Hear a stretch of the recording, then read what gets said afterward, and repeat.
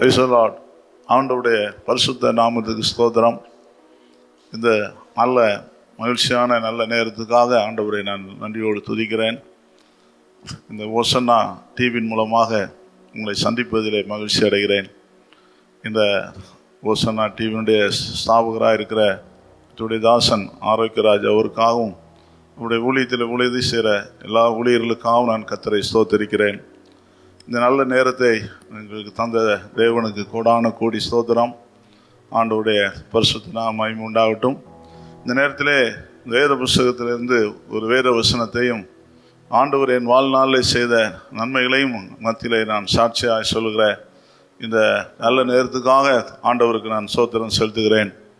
இந்த வேத புஸ்தகத்திலே ரோமர் 1:7 தமது நாமத்து நிமித்தம் விசுவாசத்துக்கு கீழ்ப்படிய பண்ணும் பொருட்டு எங்களுக்கோ கிருபையும் அப்போஸ்தல ஊழியத்தையும் அருளி செய்திருக்கிறார் என்று ரோமர் 1:7 சொல்லுகிறது. ஆண்டவருக்கு மகிமை உண்டாகட்டும். 1:5 நீங்கள் படித்தால் அங்கே இயேசு கிறிஸ்து மரித்தோரிலிருந்து உயிரோடு எழுந்ததினாலே ஒரு பலமாய் ரூபிக்கப்பட்ட தேவகுமாரன் என்று அந்த வேத வசனம் சொல்லுகிறார். ஆண்டவருக்கு மகிமை உண்டாகட்டும். இந்த பூமியில் இயேசு கிறிஸ்துவனுடைய ராஜ்யத்தின் சுவிசேஷம் எல்லா ஜனங்களுக்கும், எல்லா பாசக்காரருக்கும், கோத்திரத்தாருக்கும், பூமிக்கு சகல மனுஷர்களுக்கும் சுவிசேஷம் பிரசங்கம் பண்ணப்பட வேண்டும் என்பது தேவனுடைய விருப்பமாக இருக்கிறது. ஒருவராயிலும் கெட்டு போகிறது தேவனுடைய சித்தம் அல்ல. எல்லாரும் ரட்சிக்கப்படவும் சத்தியத்தை அறியடையும் தேவன் சித்தமுள்ளவராக இருக்கிறார். அருமையானவர்களே, இயேசு கிறிஸ்து இந்த உலகத்தில் வந்து மாம்சத்தின்படி தாவியின் சந்ததியிலே பிறந்து ஆவியின்படி மரித்தோரிலிருந்து உயிரோடு எழும்புவதனாலே ஒரு பலமாய் ரூபிக்கப்பட்ட தேவகுமாரன். ஆண்டவருக்கு என்னால் மகிமை உண்டாகட்டும். இந்த உலகத்தில் இயேசு உண்டான மெய்தேவனாய் உம்மையும் நீர் அனுப்பினவராயிருக்கிற இயேசு கிறிஸ்துவை அறிவதே நித்திய ஜீவன் என்று சொல்லியிருக்கிறார். ஆண்டவர் மரித்து 3ஆம் நாளில் உயிர் தெழுந்து ஒரே நேரத்தில் 500 பேருக்கு தரிசனமானார். 40 நாள் வரைக்கும் அவர் உயிரோடு கூட இருந்தார். தெளிவான திஷ்டாங்கனினால் அவர் தம்முடைய சீஷர்களுக்கு நிரூபித்து பார்த்து கொண்டிருக்கிற வேளையிலே பரலோகத்துக்கு எழுந்தருளி போன ஆண்டவர் இந்த உலகத்தில் மீண்டும் வருவேன் என்று ஆண்டவர் சொல்லியிருக்கிறார். அருமையானவர்களே, இந்த இயேசு கிறிஸ்துவனுடைய அன்பை நீங்கள் எப்படி புரிந்து கொள்ளலாம் என்று சொன்னால், இந்த சுவிசேஷத்தின் மூலமாக தான் நீங்கள் அவரை புரிந்து கொள்ளலாம். ஆண்டவர் இயேசு சொன்னார், ஒருவன் என் கட்டளைகளை கை கொள்வான் என்று சொன்னால் தேவ அன்பு அவனிடத்திலே பூரணப்பட்டிருக்கும் என்று சொன்னார். தேவனுடைய வசனத்தை நாம் கை கொள்றதுனாலே தேவ அன்பு நாம் ஒரு மனுஷனுக்குள்ளே பூரணப்படுகிறது. ஆண்டவருக்கு மகிமை உண்டாகட்டும். என்னுடைய வாழ்க்கையிலையும் கூட இயேசு கிறிஸ்து என்னை தேடி வந்து எனக்கு இந்த விலையேறப்பட்ட ரட்சிப்பையும் இந்த பாவ மன்னிப்பாகிய மீட்பையும் இந்த பரிசுத்தமாகதான வாழ்க்கையும் ஆண்டவர் இயேசு கிறிஸ்துவை பற்றி கொண்டு இயேசுவுக்காகவே இந்த உலகத்திலே வாழ்கிற ஒரு நல்ல மேன்மையும் ஆண்டவர் என் வாழ்க்கையிலே கொடுத்தார். தேவனுக்கு என்னாலும் மகிமை. ஆண்டவருடைய வசனத்தின்படி கிறிஸ்துவிடத்தில் அன்பு கூறவும், கிறிஸ்துவனுடைய சுவிசேஷத்தை அறிவிக்கவும் அவரை நல்ல உக்கிரக்காரனாய் மாற்றி இருக்கிறதுக்காக கர்த்தரை நான் நன்றியோடு ஸ்தோத்தரிக்கிறேன். ஆண்டவருக்கு ஸ்தோத்திரம். இந்த உலகத்தில் ஒரு மனுஷர் பிறக்கும்போது பாவத்திலே பிறந்தாலும் இயேசு என்றதான ஒரு வார்த்தையினாலே மனிதன் பரிசுத்தவானாக நீதிமானாக ஒரு மனிதனை மாற்றி விடுகிறார். ஆண்டவருக்கு ஸ்தோத்திரம். என்னுடைய வாழ்க்கையிலையும் ஆண்டவர் இயேசு என்னை தேடி வந்தார். அருமையானவர்களே, இந்த வாலிப வயதில் ஆண்டவர் ஸ்தோத்திரம். இந்த உலகத்திலே நான் ஒரு காரியம் சிந்திப்பேன். இந்த உலகத்திலே வாழ்ந்தால் நமக்கு நன்றாக இருக்க வேண்டும், கேட்டால் மற்றவர்களுக்கு நம்ம நன்மை செய்ய வேண்டும், பெற்று வளர்த்தவர்களுக்கு நான் நன்மை செய்ய வேண்டும். ஆனால் யாருக்குமே நன்மை செய்ய முடியாத என் வாழ்க்கை. அதனாலே இந்த உலகத்தை விட்டு நான் கடந்து போக வேண்டும் என்று நினைத்தேன். ஒரு நாள் ராத்திரியில் இரவு 12:30 மணி வேளையிலே ஒரு பயங்கரமான ஒரு சத்தம் எனக்கு கேட்டது. ஆண்டவர் சில வருஷங்கள் கடந்து போனாலும் இன்றைக்கு அந்த சத்தம் என் கண் முன்னாலே நிற்கிறது போல தெரிகிறது. மகனே, சிலுவையிலே உனக்காக நான் மரித்தேனே, சிலுவையிலே உனக்காக நான் மரித்தேனே, சிலுவையிலே உனக்காக நான் மரித்தேனே. என் 3 முறை இந்த சத்தம் என்னிடத்திலே கேட்டது. அந்த இயேசு கிறிஸ்து அந்த சத்தத்தோடு ஒரு வல்லமை என் மேலே வந்தப்பட்டது. அப்படியே நான் அந்த இடத்துல விழுந்து விட்டேன். என் உள்ளத்தில் ஒரு பெரிய சந்தோஷம், என் உள்ளத்தில் ஒரு பெரிய மகிழ்ச்சி. சொல்லி முடியாததும் மகிமை நிறைந்ததுமாயிருக்கிற விசுவாசத்தின் பலனாய் ஆத்தும ரட்சிப்பு என்று சொல்லியிருக்கிறது போல அந்த ஏறப்பட்ட அந்த மகிமையின் நம்பிக்கை என் உள்ளத்தில் வந்து என்னை தெய்வீக சந்தோஷம் உள்ளவனாக என்னை மாற்றிவிட்டது.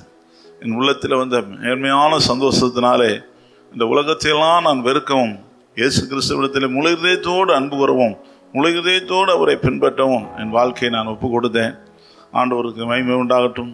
21வது வயதில், வாலிப வயதில் சுவிசேஷம்தான் எனக்கு மேன்மை என்று சொல்லி சிலுவையை சுமந்து கொண்டு ஆண்டவரை பின்பற்றி வர ஆண்டவர் தேவன் எனக்கு உதவி செய்தார்.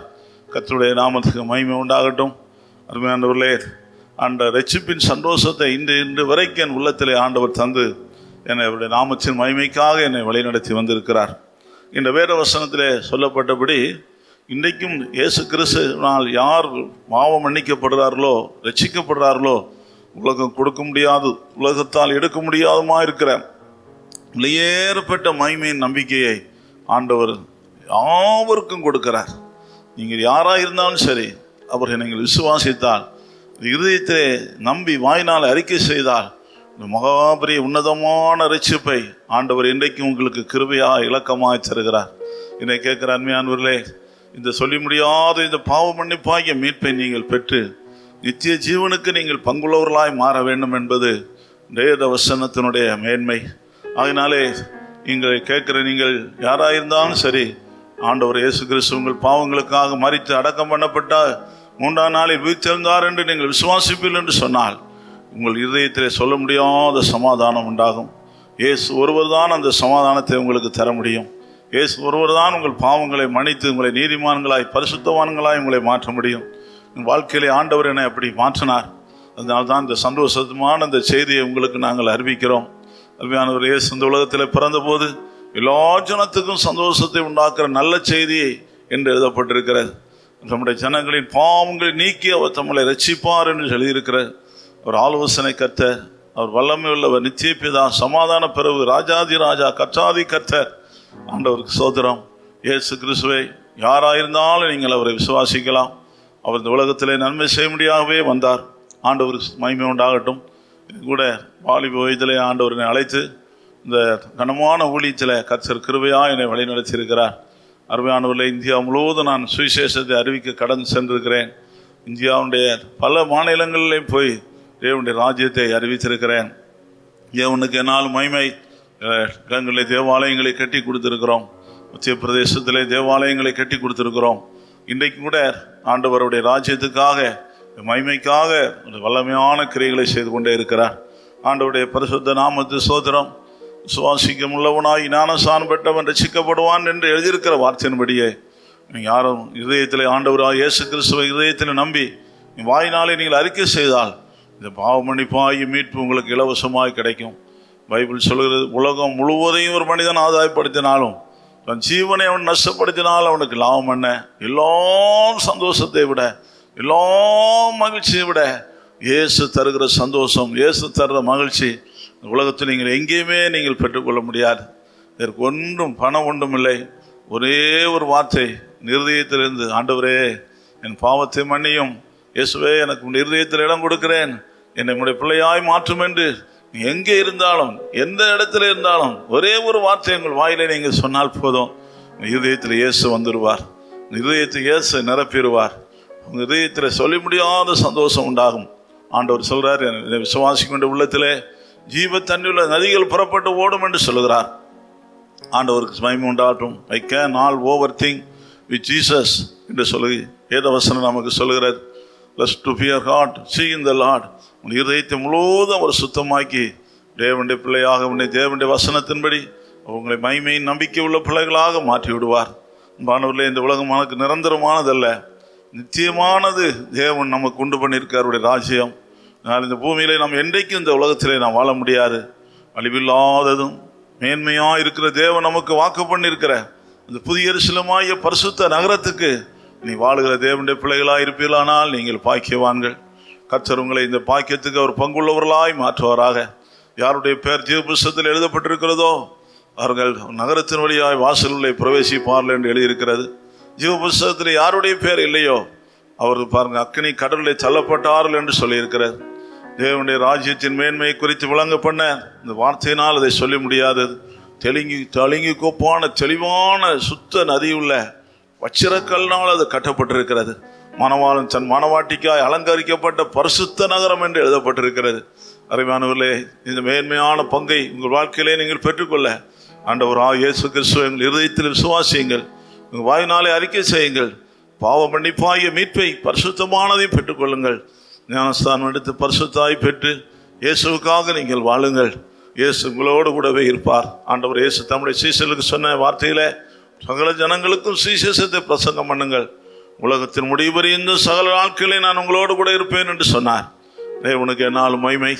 இந்த ஓசனா டிவியின் மூலமாக அருமையானவர்களை சுவிசேஷம் எல்லா ஜனங்களுக்கும் பிரசங்கம் பண்ணப்படுகிறது. தேவனுடைய ராஜ்யத்தை நீங்கள் நம்பி விசுவாசித்து அறிக்கை செய்து அவருடைய பிள்ளைகளாக நீங்கள் மாறுங்கள். கர்த்தருடைய கிருபை உங்களோடு இருப்பதாக. இயேசு கிறிஸ்துவிடத்தில் அழியாது அன்பு கூறுகிற உங்களுக்கோ கிருபையும் சமாதானமும் பெருகுவதாக என்று பவுல் அப்போஸ்தலன் எழுதி வாழ்த்தி ஆசீர்வதித்ததை போல நாங்கள் இந்த ஓசனாவை வாழ்த்தி ஆசீர்வதிக்கிறோம். தேவனுடைய நாமம் இந்த ஊழியத்தின் மூலமாய் மகிமைப்படுவதாக. அன்பான நல்ல ஆண்டவரே, இந்த நல்ல நேரத்துக்காக உங்களுக்கு ஸ்தோத்திரம்ப்பா. உங்களுடைய மகிமையான சுவிசேஷத்தை அறிவிக்கிறதுக்கு கனமான நம்முடைய தாசர்களை தெரிந்து கொண்டு இந்த ஊழியத்தின் மூலமாக நீ மகிமை போட்டு கொண்டிருக்கிறீர். நாங்கள் இங்கே வந்து இந்த வசனத்தை சொல்லவும் ஆண்டவரே இந்த சாட்சியை சொல்லவும் கர்த்தர் தந்த நல்ல பாக்கியத்துக்காக உங்களுக்கு கோடி கோடி ஸ்தோத்திரம்ப்பா. ஆண்டவர் சந்தோஷப்படுகிற, ஆண்டவர் மகிழ்ச்சி அடைகிற ஒரு நல்ல பாக்கியத்தை அவரே இந்த ஊழியத்தின் மூலமாக நிறைவேற்றி கொண்டிருக்கிறதுக்காக உங்களுக்கு ஸ்தோத்திரம். மனப்பூர்வமாய் நாங்கள் இதை ஆசீர்வதிக்கிறோம். ஆண்டவரே இயேசுவே, இன்னும் ஆண்டவரே இந்த ஊழியம் மகா பெரிய இந்த நிலைமையிலே வளர்ந்து வரும்படி ஆண்டவரே பரிசுத்த தேவனாய் கர்த்தருடைய வல்லமை உள்ள பயங்கரமான கரம் ஊழியத்தின் மேல் கூட இருப்பதாக. உடைய தாசன் ஆரோக்கியராஜ் மேல் கூட இருப்பதாக. ஊழியம் சேர ஒவ்வொருவர் மேலும் கூட இருப்பதாக. பாஸ்டர் சாம்குமாரோடு கூட இருப்பதாக. தேவனுக்கு என்னாலும் மகிமை, தேவனுக்கு என்னாலும் மகிமை. ஆண்டவர் ரட்சகருமாய் இருக்கிற இயேசு கிறிஸ்துவின் நாமத்திலே கேட்கிறோம் பிதாவே. ஆமென், ஆமென், ஆமென். Praise the lord. அல்லேலூயா. Thank you. Praise the Lord.